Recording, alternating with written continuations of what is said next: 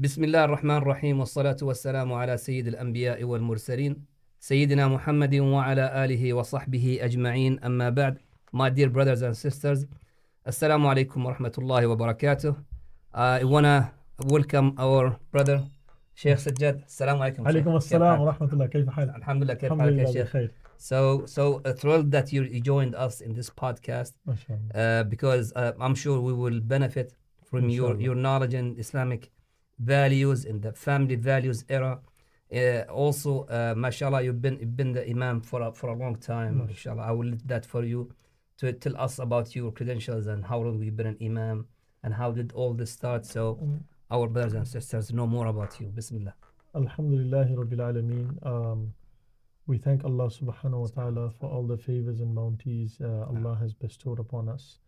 And we praise Allah subhanahu wa ta'ala who has chosen us to be among the ummah of the Holy Prophet Muhammad sallallahu alayhi wa sallam wa ala alihi wa ashabihi ajma'een.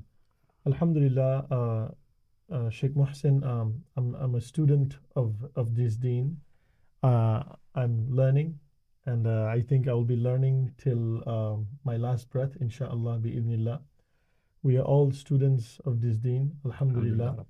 And as our Nabi sallallahu alayhi wa sallam, he says, طَلَبُ الْعِلْمِ فَرِيضَةٌ عَلَى كُلِّ مُسْلِمٍ وَمُسْلِمَةٍ. That seeking the knowledge of the Quran and the deen, it is compulsory on every male and female believing man and believing woman. So alhamdulillah Rabbil Alameen, I don't like to give myself the titles that you have said. I rather just call myself a student. And this is the adab and respect towards our Quran, towards our deen. Yeah. And alhamdulillah, I am a khadim. Alhamdulillah. If you were to say I'm a khadim, that we are here to do khidmah. And mashallah, tabarakallah, the men like Mashayikh and like Imam Abu Hanifa and Imam Shafi'i, Imam Malik, Imam Hanbal. These are men and people who spend their entire life in learning and teaching this deen. So we are just, they were the entire tree, the root of the tree, right? We are probably just a leaf of that entire tree, not even a branch. Huh? No. Maybe just one leaf. No. So alhamdulillah Rabbil Alameen, it is not we are doing a favor to this deen, rather it is Allah who has had favored upon us, that Allah has given us iman, and Allah has given us the ability to serve Allah subhanahu wa ta'ala in whatever little mechanism that Allah subhanahu wa ta'ala has given us, in terms of leading salah, in terms of giving da'wah, in terms of teaching Quran, mashallah, tabarakallah. Alhamdulillah, and we thank Allah for that. So that's to answer your first question. And our topic today, bi'idhnillah, وَمَا تَوْفِيقِ إِلَّا بِاللَّهِ, that Allah gives us the tawfiq and the ability. That our topic is reprogramming our daughters to get back the family values that Islam teaches us. MashaAllah, tabarakallah. And this is so important. Yes. And it is a sensitive topic. No. It is something so essential in today's time. And what is your view on that? So, I think the biggest problem with it is it's not seen by many people. Yeah. It became so normal that people are not seeing it. Right. They're not seeing it as a problem. To the point, let me give you an example. You find any brother with his daughter, and after you greet her, you ask her, what do you want to be when you grow up? I highly doubt that you will find one of them that would say, when I grow up, I want to get married and have children and a house and take care of my family. And that is the problem right there. Most of them, if not all, will say, I want to go to college. I want to have a PhD and so and so, or maybe I want to be a doctor. It's not a problem. Right. That's not a bad thing. So what we are saying is that being a doctor or going to college, it is not a bad thing for our daughters to do, right? It's not the priority. Yes. It's not priority one. Right. So they're making priority one something that can be done at any time. Family, it has to be priority one. for many reasons. But my example here is you will not find one that would say, getting married and having a family and a house and taking care of them. You will not find. And the reason is the children and their parents and everybody in the community has been programmed by feminism without them knowing. Interesting. That's a big problem. Interesting. Yeah, I think you have made some interesting points. MashaAllah, tabarakallah. Yes, it is very essential that we equip our daughters with the proper knowledge of today's time, that they're well educated. No. So, MashaAllah, tabarakallah, even the wife of our Nabi sallallahu alayhi wasallam, Hazrat Aisha radiallahu anha, may Allah be pleased with her, that Nabi sallallahu alayhi wasallam himself taught her the knowledge of the Quran, MashaAllah, tabarakallah. And she, as we know and we study the life of the Prophet ﷺ and the life of Hazrat Aisha radiallahu anha, may Allah be pleased with her, Ummahatul Mu'mineen. And we will realize that she asked many questions to the Prophet ﷺ, and she was very inquisitive. And Nabi ﷺ never shunned her away and never told her, oh, you cannot learn or you cannot become an intellectual. Or you're asking too many questions. Yes, exactly. Yeah. So we know that in accordance with the sunnah of the Prophet ﷺ, it is totally permissible and it is totally okay for our daughters to be intellectual and they must be educated. Exactly. So it is our duty. We're not against that. We're not against that. So it is our duty as Muslims to educate our daughters with proper knowledge of the Quran and proper knowledge of the Deen. Absolutely. Now, where it becomes an issue where our youngsters and our daughters and the teenagers are being programmed in today's world that they look at marriage as a negative thing. They look at family life as something that will hinder them back and they cannot progress. So they don't look at that as a progressive way of life. Exactly. They look at that as a primitive way of life. A'udhu billah. You follow what I'm saying? I follow. So I think that's one of the issues, because and one of the major reasons why that has become an issue is that we have not educated our daughters what a progressive life is really in Islam. You follow what I'm saying? I follow. They are being educated according to what a progressive life is supposed to be according to the Western world. Exactly. Right? So progressive life according to the Western world does not necessarily mean that it is in accordance with Nabi Sallallahu Alaihi Wasallam's teachings. Now, it could be, but some of it, there could be some, values and some teachings that are aligned, but certainly not all of it. So we can come to a conclusion that certainly not all of it is in aligned with the teachings of Nabi Sallallahu Alaihi Wasallam. Exactly. So now, parents and people, adults in the community, can be reprogrammed with, lectures. They're adults. It's easier to communicate with them. But for children, and specifically girls, they're getting programmed from multiple fronts. Mm-hmm. One of them is school. They go to a public school. Mm-hmm.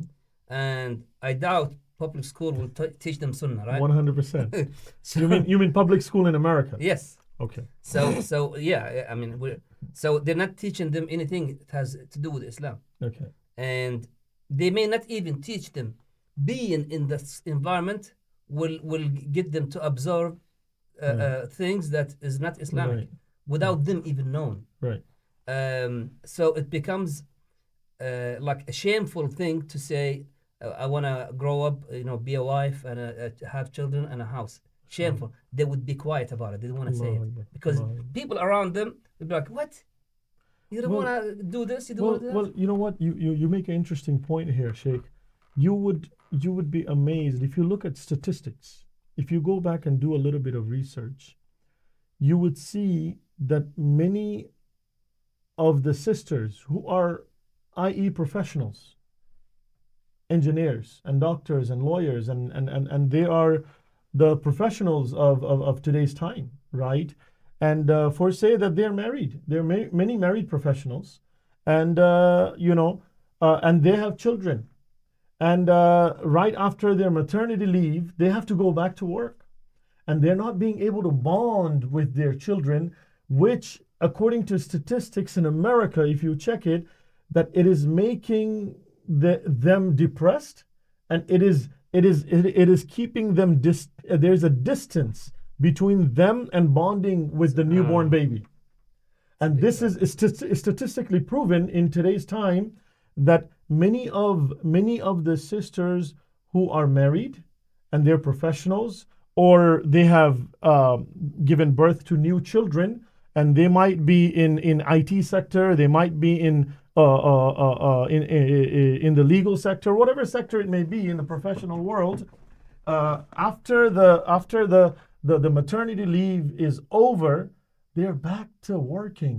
They're back to making a living for themselves and their children, and which has put so much pressure and stress on the sisters. Now they're realizing that they're not even being able to bond with their own children that they gave birth to. You follow what I'm saying? So now there are actually there are many professional sisters and mothers who prefer to be a housewife and stay home and let the husband take care of the responsibilities and the bills and the duties of the home. Subhanallah. Right? That they don't have to, go out of the way to make a living, and they're not able to bond with their children. They're not able to spend many stories. time. I heard of lots of stories about that. Absolutely, you're right. Every time, the other thing also, we have lots of brothers that they have been programmed with secular ideas without being aware. Right. So when I mention something like this, they say, "Oh, so you want your wife to go to a man doctor when she's sick? You don't want to be any women doctors?" And they're just being like, it's called fujur and khusuma. That's not what I'm saying. Because well, just to interject you for 1 second, you have a very important point over here. Islam doesn't say that you cannot have a woman doctor. That's exactly right. That's my point. Yeah. It's just the timing. So now scientifically, a female has a period of time, a window of opportunity where she can have. It's easier for her to have children, and they will be healthier children, and she'll be able to take care of them easier because she's still young. MashaAllah. I think because of legal age, it's from 18 to 25, I believe. Right. That's the best time for her to have children. So it would be a waste for her to go to school during that time instead of having children. So if she gets married, let's say at 20, she has 5, 6 years, 7 years to have all the kids that she want to have, and then raise them. When the smaller one go to school, the mother herself can go back to school. School does not go anywhere. It's a building with people that work in it. 100%. So she can go back to school and become a doctor, 100%. whatever she want to be. 100%. So that one waits for her, but that window of opportunity, if she passes it, problems start popping up. Like 100%. One of them, a birth defect. Maybe even she may not be able to have children anymore. Conceive anymore. Yes, or maybe she would have, and then she would have problems. Yes. Like it can only be done through C-sections and all that thing. Correct.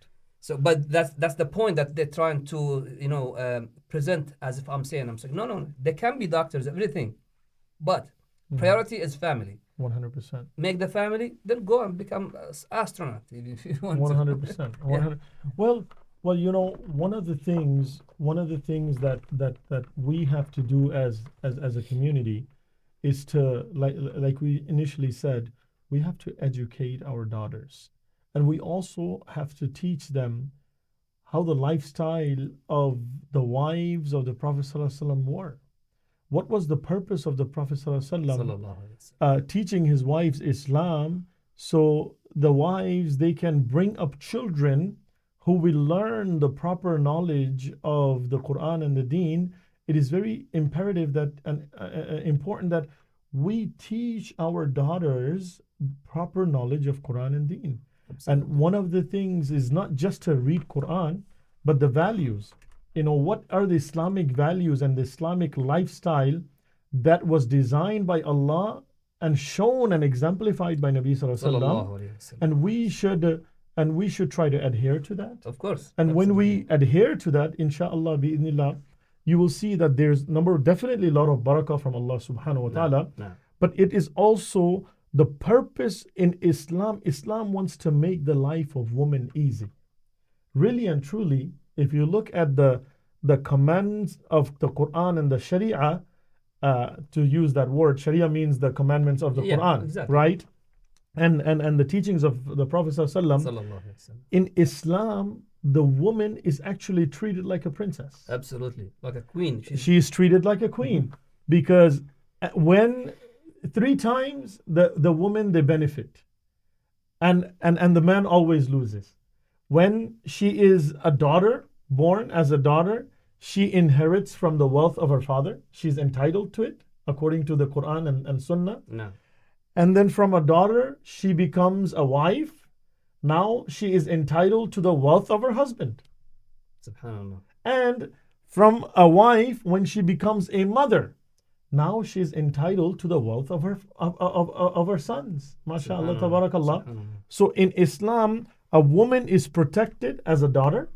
A woman is protected as a wife. A woman is protected as a mother. Allahu Akbar kabira. So this is the teachings of our Nabi Sallallahu Alaihi Wasallam. And where the man always loses out. The man's, Allah subhanahu wa ta'ala says, Ar-rijalu qawwamuna ala nisa. That indeed men are the caretakers of the woman. Yep. So this is a responsibility. If you and I want, we cannot give birth to a child. Isn't it? Exactly. Because Allah has not programmed us in such a manner that we cannot give birth. That's why Nabi Sallallahu Alaihi Wasallam, Allahu Akbar, he says that you cannot repay back your mother for a drop of milk that she has breastfed you. Allahu Akbar kabir. Right? Because of the pangs of pain that she has went through at the time of birth. For our parents to bring you and I in this world, right? No. So, mashallah, tabarakallah, Islam teaches us this. And you would be surprised that, mashallah, even if you do some research, right here in America, there's a society of people that they still live. They practice the ancient way of life. Amish. Right? The Amish. Yeah. If you look at that, the women don't work. But Islam is not saying to do that extreme. Nope. Islam is bain al-Isa wa bain al-Musa.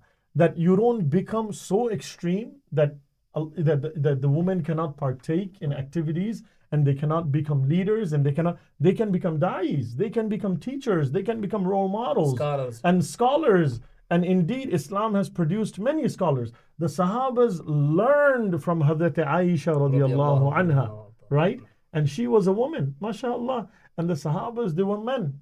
And they still learn from Hazrat Aisha radiallahu anha. She taught the Ashabi Ajma'in, she taught them Quran and Deen in many aspects, Allahu Akbar, right? Now, Islam is that beautiful way of life where it gives you the balance. It tells you that you don't become to look so progressive that you forget about how to raise a child. You forget about how to be a mother. You forget about how to be a wife. You forget about how to be a daughter. So these are crucial things that are missing in our society. Hence the reason why that you have so much gap that even statistically, right here in America, there are many Muslim brothers and sisters who are not finding the right match for them. Oh, I know lots of them. Not finding the right match for them because either the sister is very educated and she's not finding someone to her caliber, or the other way around, and subhanallah wa bihamdi. They call it hypergamy. Right. So let's take a short break and continue. Inshallah. That way, we don't want to exhaust you. Okay. We want you resting here. Inshallah.